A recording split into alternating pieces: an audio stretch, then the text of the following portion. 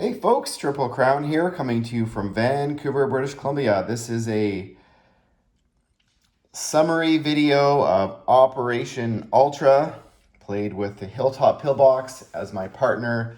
I was Italy and Germany, the Hilltop was Japan, and our opponents were Hambone, who was playing the Commonwealth UK, Eggman and Captain G, who were playing Russia, CCP, United States, and the KMT. Now I'll do some quick commentary of some overall thoughts in the game, but just to sort of point out that currently rule set 8.0 is available as a free download from HBG, and 8.1 is in the works. Now, why is this all happening and why is it free? Well, folks, that is because this game we want to get it right. We want to get the rules right, and we've realized, or at least I've realized, that the game needs to be played a lot more to work out all the kinks, find all the errors, and so we have a finished product.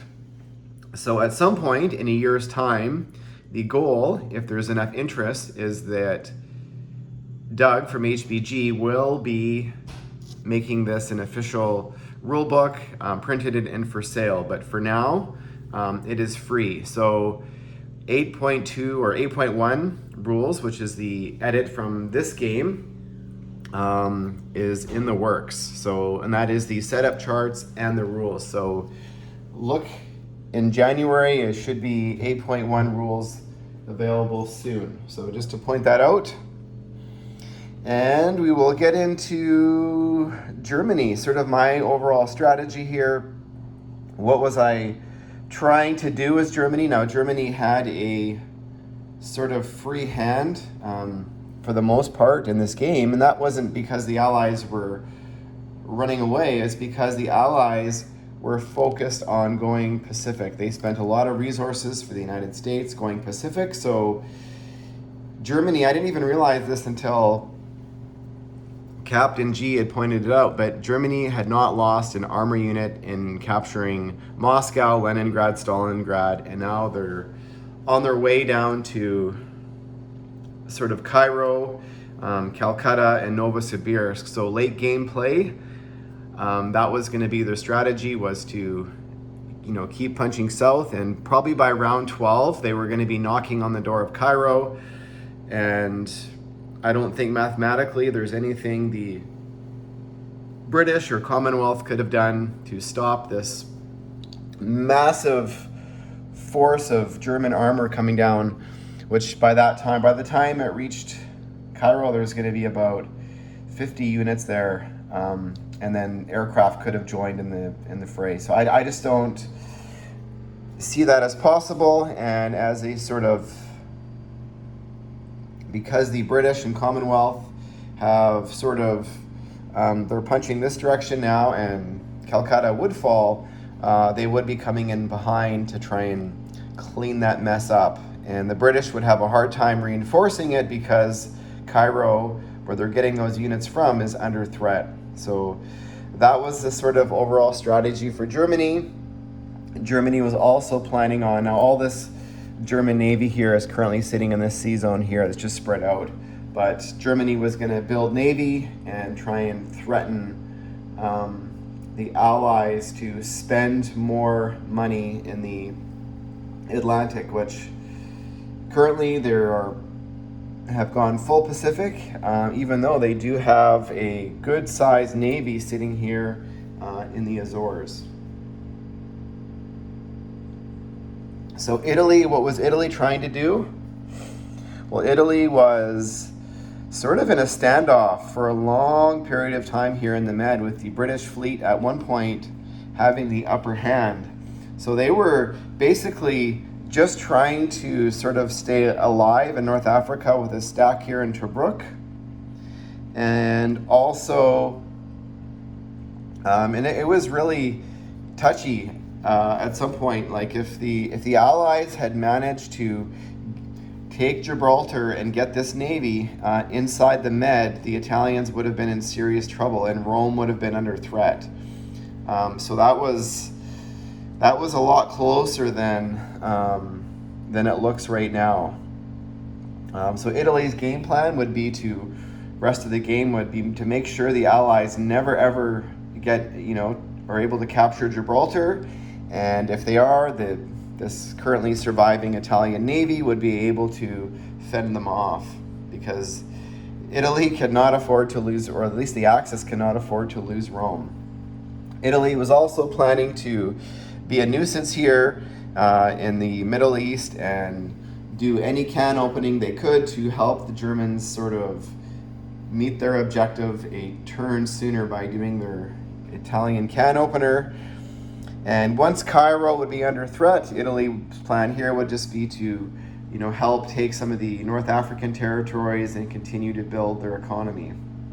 So that was Italy's game plan. And currently the Axis had 13 victory cities, and once Cairo, which I think is going to fall, they would have had 14. And so that meant the Allies would have had to take back 3 victory cities to secure the Allied win, which was possible. And I think they could have easily gotten back 1 or 2, but could they have gotten back 3? And that was going to be the real question. Now our opponents, and I have to do a shout out here to Hambone. He did a masterful job here as the Commonwealth UK, really making it very difficult for Italy here in the Med. Now Germany, typically when I'm the German player, I do like to fly some Luftwaffe down here and use the air transports and help reinforce with some ground units. But Germany, even though they had a free hand, they had a tough fight in northern Russia. And we'll get into that in a bit. So because the Russians were so strong and their economy was strong early in the game, the Germany's full focus was Russia. So that did also give the UK here in Cairo the opportunity to sort of match the Italians and sort of gain the upper hand in naval, air, and ground superiority. So, but something else here, and this was I had not done this in gameplay or not seen it done yet in my solo playtest, was the significance of Azores. Now, typically when I am the Allied player, whether it's UK or the United States, I typically, and this has to do with just logistics of the map, when you go over here in Washington, when you go over here in Eastern Canada, they are 3 sea zones are 1 turn away from landing in Normandy or Bordeaux. And to get the shuck going, basically it's not that hard, because every turn you're dumping off as many ground units as you can in Western Europe, and that seems to be at least logistically an easy strategy. Whereas if you're talking about going down here and taking Gibraltar, why I don't typically do it is because it's from over here, it's 1, 2, 3, 4, 5 sea zones and 2 turns away. And so just to get the shuck going, or as many units as you can once you do your initial landing, it's an extra turn or an extra round. And for me, that extra round, or that means now you're building a bigger navy as well to help protect it, because the Germans with their U-boat fleet here could come down and make a nuisance of themselves. But they did something very smart here. They went to Azores, and Azores is not as probably in other variants as good as, say, having when you have Gibraltar, but sitting in Azores is a dual threat.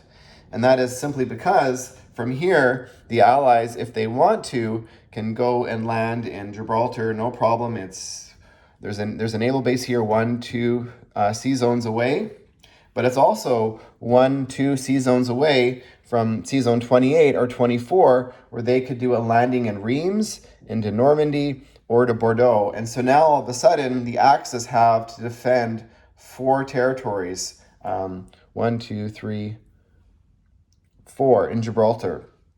So, and that makes it logistically harder. And when you're just trying to defend Paris or trying to defend Western Europe, and then all of a sudden you have to defend Rome, that makes things a lot trickier. So good job on the Allies, and they did not spend a lot of resources here in the Atlantic. But yet, look, I mean, they now have what I would consider almost naval superiority. Now, if Germany starts building navy, that's going to force the Allies to build navy. But the problem with currently with Germany's navy is they only have two surface boats, and they are coastal battleships, so they are basically useless. Mind you, the submarines, could come out and help sink the Allied Navy in combination with their Air Force, which is pretty substantial. They've got currently sitting here in Normandy 7 aircraft, a couple more sitting here in Western Germany, along with some heavy bombers. So it's not totally over yet. It would still be what I would consider a dogfight in the Atlantic. So that is sort of the strategy there. I was happy to see, when Hambone playing the UK, they made full use of the Spitfires. I've never seen so many Spitfires on the table, and also the radar towers. The radar towers really sort of showed their importance or significance in the game. And we'll go over here. And despite the fact that Hambone was defending Cairo and sort of had what I would consider almost the upper hand the whole game, he managed to reinforce London, which you cannot ever take that for granted. Have naval sort of parity or dominance. A standoff here in the Atlantic was threatening Gibraltar, was threatening Western Europe. And now, all of a sudden, and they were doing well in their economy. Something else Hambone did very well. He recognized the importance of the Commonwealth UK economy and how it was tied to the combined NO bonus of having 8 Commonwealth naval transports on the board, which that's the first time I've ever seen the UK do that so early in the game. And also the Middle East was getting the NO bonus almost the entire game for the Middle East. So the Commonwealth economy was doing well. But something else he was now all of a sudden doing is he is now threatening Calcutta.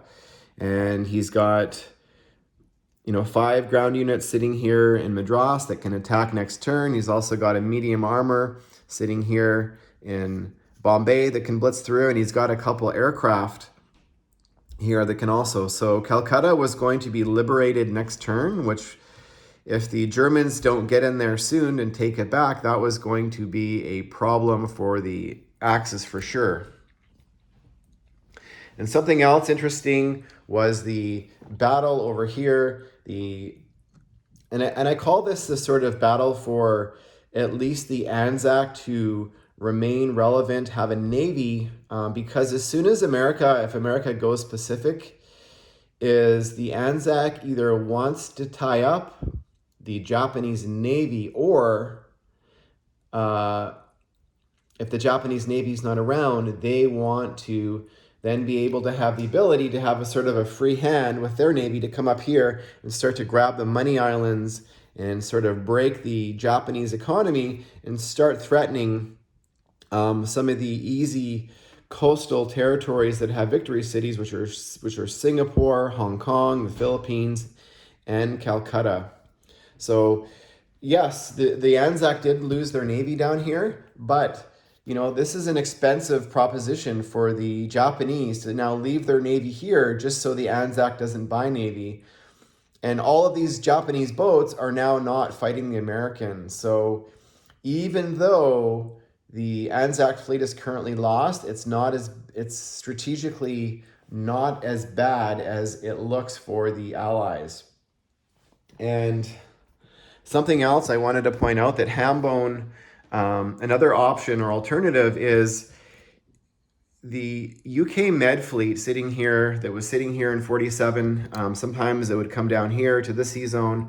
Now it is a sort of a dual threat. And if the Allies had chosen to go for Rome or go for Paris, that navy, if it had stuck in the Med, would have been an absolute nightmare, or almost a guarantee to give the upper hand for the Allies in the Atlantic battle.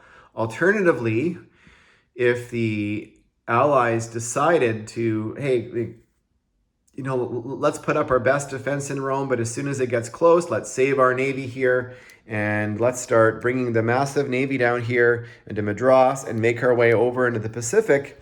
And all of a sudden, Japan would be overwhelmed significantly by the Anzac Navy, by the UK Med Navy, never mind the Americans. And it's almost game over for the Japanese at that point. So that could have been another alternative for Hambone.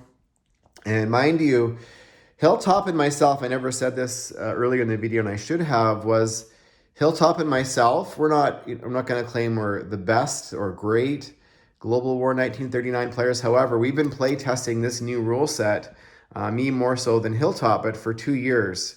And Captain G, Eggman, and Hambone are still relatively learning and new. So they did a fantastic job despite learning on the spot. So we will now talk about the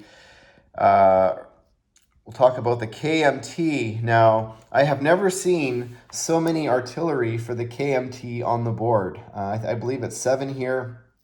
Now, currently, just to point out, the KMT is not allowed to go into Siam, and they're not allowed to go into Bangladesh. They are, however, allowed to go into French Indochina, Saigon, Hong Kong, or any of the original Japanese territories on the continent of Asia.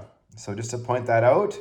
Now, typically, this was a different strategy that Captain G used as opposed to when I play the KMT. Typically, if I see the Japanese going for Calcutta, as the KMT player, the goal is to just kill as many Japanese remaining ground units that are behind trying to defend Asia, because you have to make Japan pay. And he didn't, and he saved his forces. There was almost no significant Japanese or KMT battles in the war.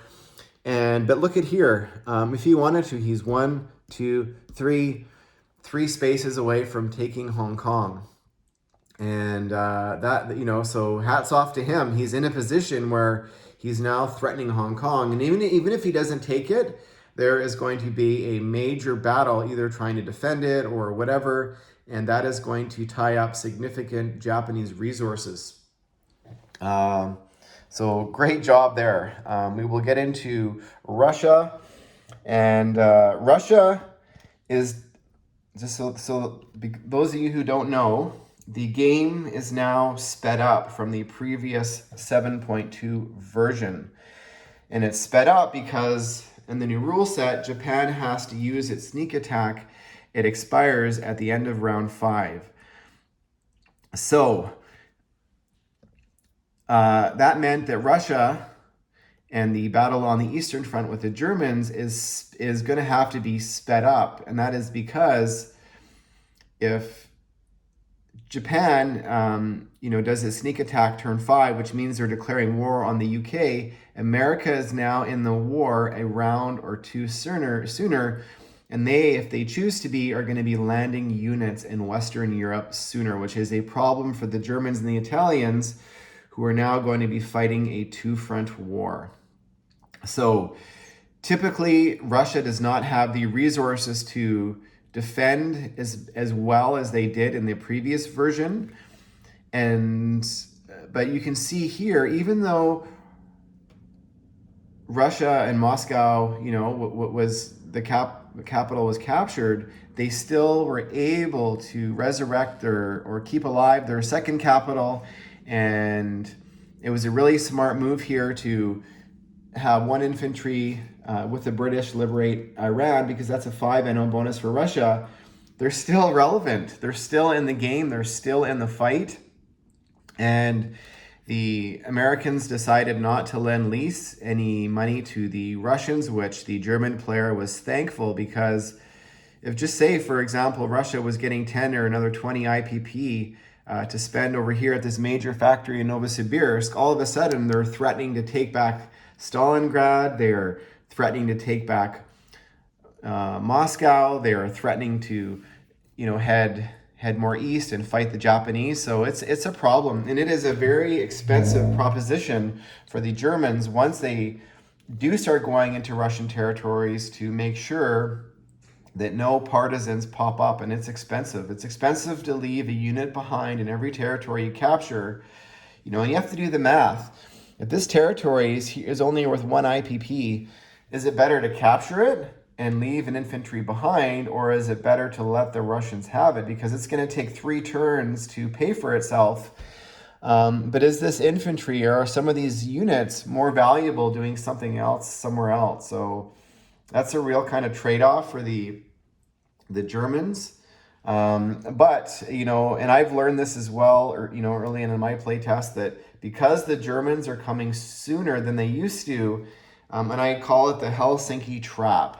If you are the Russian player and you are spending a lot of resources to go into Helsinki, and that's where Germany wants to focus their efforts, or also start heading south, is it a problem for the Russians to then try and turn around and defend Moscow if they've lost some of their better ground units taking, Helsinki? So don't know if Captain G feels the same way, but I think CB's Bill and I, we've kind of learned that, you have to be careful. If Germany is not spending a lot of resources trying to reinforce Helsinki, maybe it's an easier fight. But what Russia does not want to do is lose, 10 or 15 ground units in that battle. That's really, all these territories up here. Mind you, there is a nice NO bonus for the Germans to have Helsinki and have the sort of northern flank of Norway and Narvik, but all those territories are only worth 1 IPP. So, but how good is that to Russia if their capital falls? So that's just food for thought there. In regards to the CCP, some discussion happened in the game, and this is going to be in rule set 8.1, and that is the CCP are going to be able, if Japan is at war with Mongolia, the CCP units, which there's 2 territories here, could go in and reinforce Mongolia. Now, why we did that, or why I felt that was significant, that's because if Japan is sitting here in Chahar and they want to go attack Novosibirsk, the fastest way to get there is not through China, it's not through Russia, it's through Mongolia. So, whether that will help save Novosibirsk from a sort of gamey tactic, that was the thought there. We've also allowed the CCP can go into liberated non-KMT territories in Asia here. We've also given them now, when Japan is at war with Russia, the CCP could go into Bryanata, Amur, or Vladivostok. So those 3 Russian territories there. So that is the game plan there, or at least the update. And, I thought, given the CCP basically just has a few infantry and sort of more of a nuisance, that the Captain G did a wonderful job, just sort of an Eggman, making it a nuisance for the Japanese to, force Japan to come kill them, because now they have an own bonus of 2, just, building units every turn. And, does Japan go and take them out, or do they spend all their resources going to fight the KMT here? So that is a decision that Japan has to make. Now, we'll get into America last.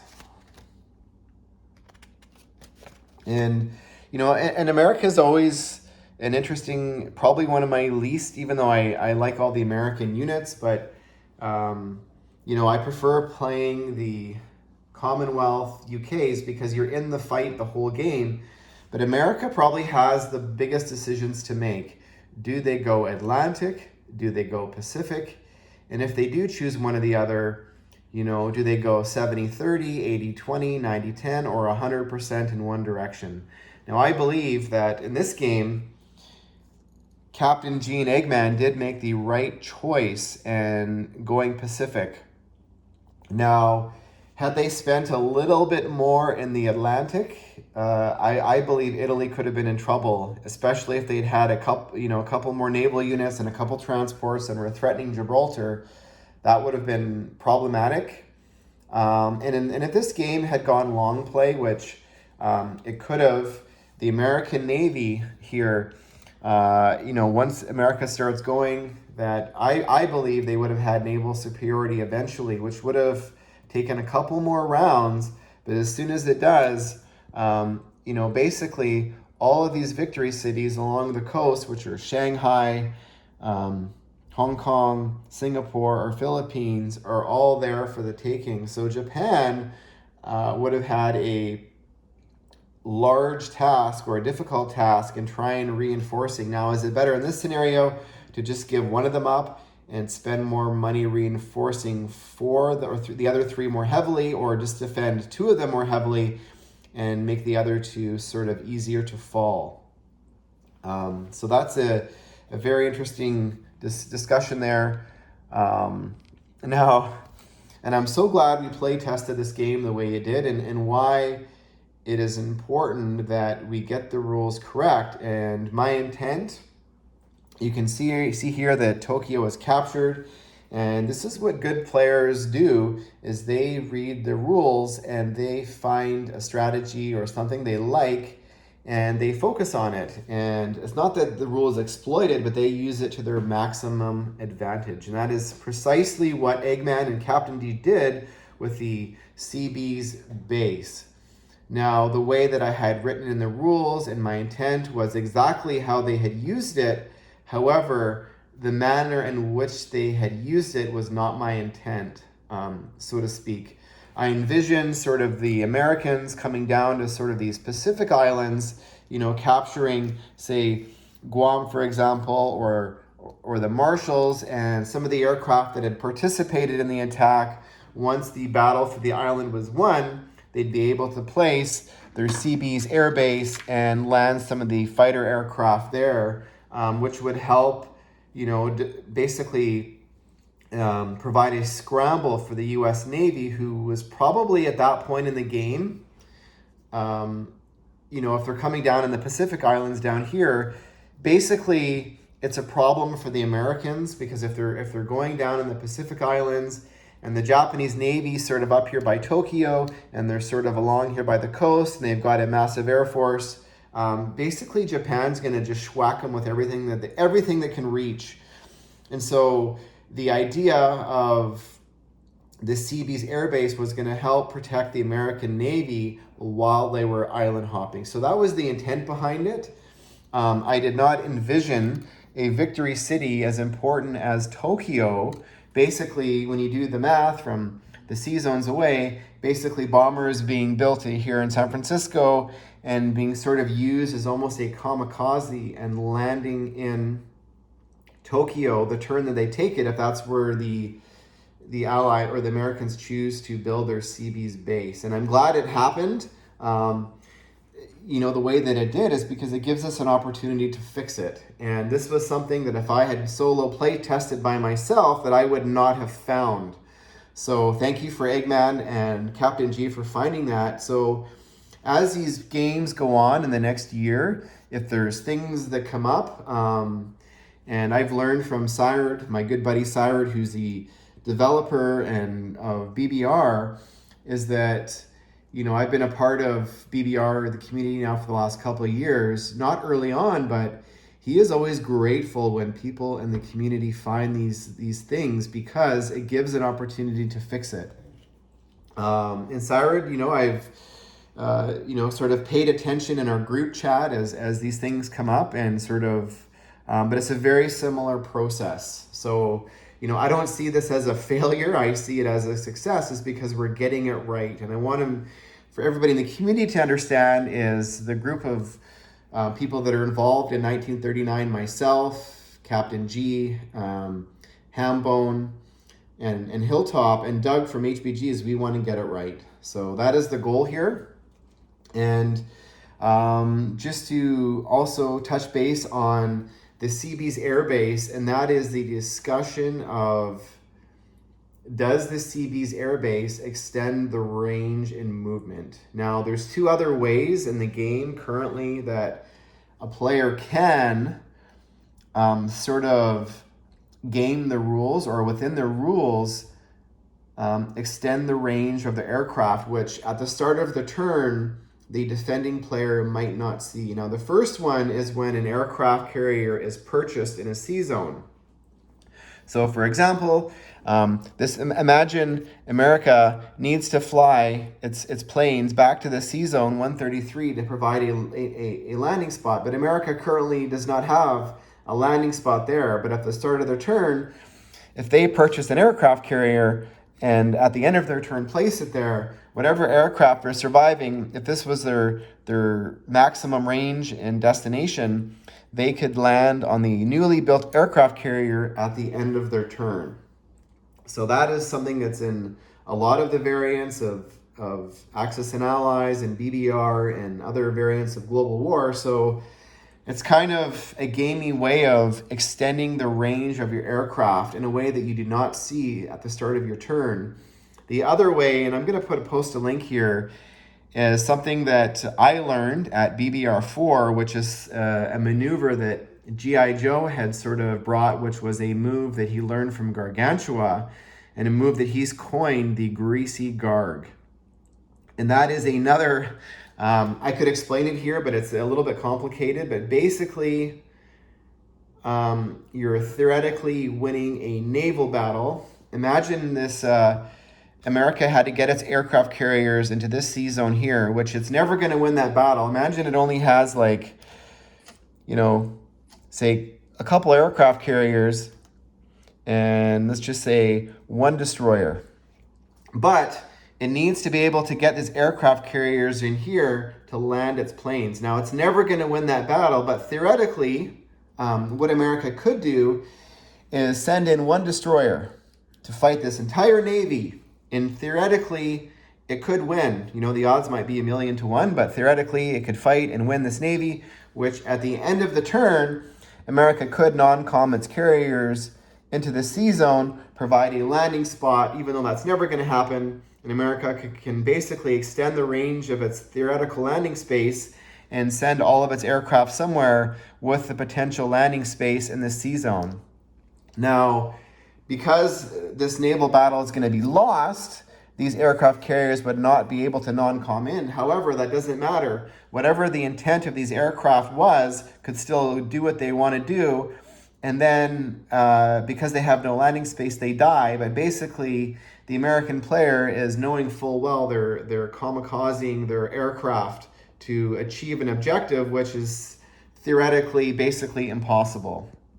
So, there's been some discussion, and this is probably my favorite part of playing YouTube and having such good friends and being a part of the development of 1939 is these discussions that happen in these WhatsApp chats, sort of behind the scenes, and all of us love the concept of the CBs, so we want to keep it in the game. How do we adjust it in the rules so that it has the desired effect, but it's not going to wreck the game? And what we've sort of come up with is more towards the intent. So the first thing is the CB's airbase. If there's before America declares its attack, and say it wants to bring all these aircraft into the battle, and they've decided they're going to attack Tokyo, America has to have a guaranteed or a landing space before. So maybe the intent is these aircraft carriers, so it has to have an alternative landing space. Basically, the only landing space available can't be where the CB's base is being placed. So we're taking away that sort of, I guess it would be gaming that the airbase was not there before, but all of a sudden it's there. And but anyways, we're taking it away. There has to be an alternative landing space prior to the aircraft being allowed to participate in the attack. The other thing is wherever the CB's airbase is being placed, let's just say it's in Tokyo, because that's where everything's happening, only 3 aircraft on that turn would be able to land. So the following turn, America could land the rest of its Air Force, but and that sort of provides, the America still the ability, if they choose to land 3 fighters there, to scramble, or if it's a battle like, say it's the Marianas or Iwo Jima, it would give America, say a landing space for a couple bombers to then go do something somewhere else. So that is how we're going to adjust the rules, and just wanted to point that out. Hopefully that's clear. And I just wanted to end here and saying that I had a lot of fun playing this YouTube game. We are going to continue on with us switching sides now. I will be playing I'll be playing Russia, US, CCP, and the KMT. And Hambone is going to be playing Japan. Hilltop's going to be playing the Commonwealth, UK, and Eggman. And Captain G will be playing Germany and Italy. So anyways, playing YouTube via 39 is tricky when we are still sort of conceptually chewing on some of the rules. But yeah, it was a lot of fun, and thanks for watching, folks, and stay tuned for the next Global War 1939 YouTube Wars coming up soon.